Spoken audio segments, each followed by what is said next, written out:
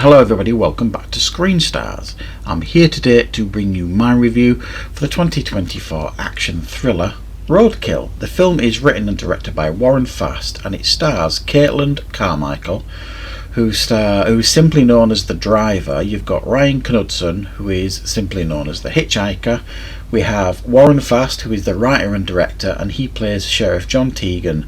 And we have an appearance here by Danielle Harris. Yes, that Danielle Harris, and horror fans will recognise that name immediately.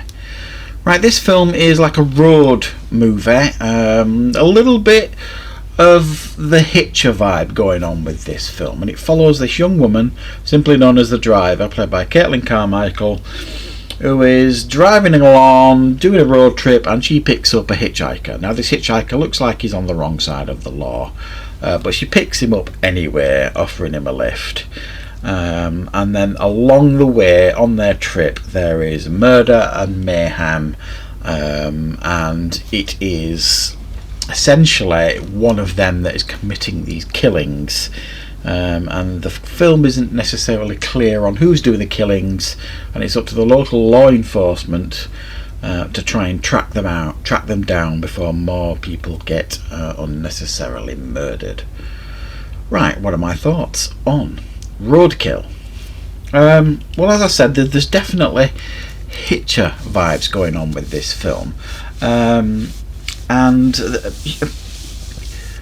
think the best thing this film's got going for it really is, I mean, number one, we've got a pretty strong central performance here by Caitlin Carmichael. I think she does a pretty decent job here, because it's I'm trying to explain it without giving spoilers away in case any of you guys decide to watch this, but I think she gives a pretty complex and layered performance, because both the main characters here, both the driver and the hitchhiker, the idea is you don't know who's doing the killing. Everywhere they stop there's people dying, they're leaving bodies in their wake, if you like. And you don't know who really the killer is. I mean, it's not particularly subtle and it doesn't take too long to figure it out, but while the mystery's there, you don't know really who the killer is. So they've got to kind of do, both of them really, do a fairly complex performance, in the sense of they could both be innocent, they could both be guilty, and they've got to kind of portray that quite carefully throughout the film. And I think they both do a really pretty decent job, but Caitlin Carmichael I think stands out here, giving a pretty impressive performance. The film, if you like, is treading on familiar ground. There's nothing what you would describe here as overly original. You've seen it all before and you've seen it done better. I mean, this is a low budget film. You need to go into that understanding what you're going in to watch, and while this is a low budget film, you can kind of see that every penny's on the screen. There are car chases, there are gun battles, there are some, in actual fact, pretty well put together fight scenes here, and pretty original fight scenes, because there are some fight scenes where you see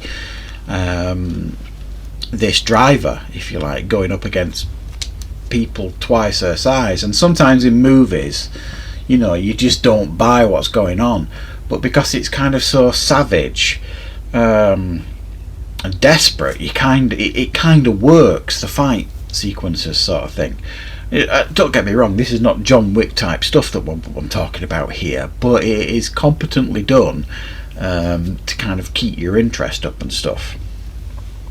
I think some of the things that let this film down is it reveals the mystery way too soon, in my opinion. I think they could have kept it going much longer as to what's going on, and I think they throw in a little bit too many red herrings or twists, if you like, as to what's actually going on. So by the end you're kind of like, right, okay, let me try and get this straight in my head. This person did this, this person did this, this person did this.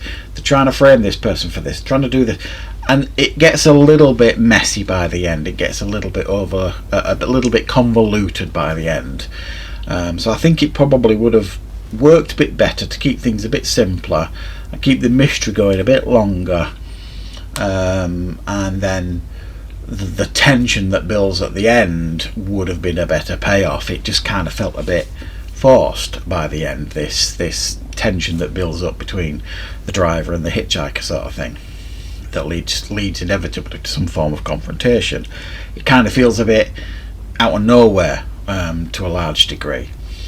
But I think there was a decent attempt here to make a pretty good, like, thriller, road movie type thing.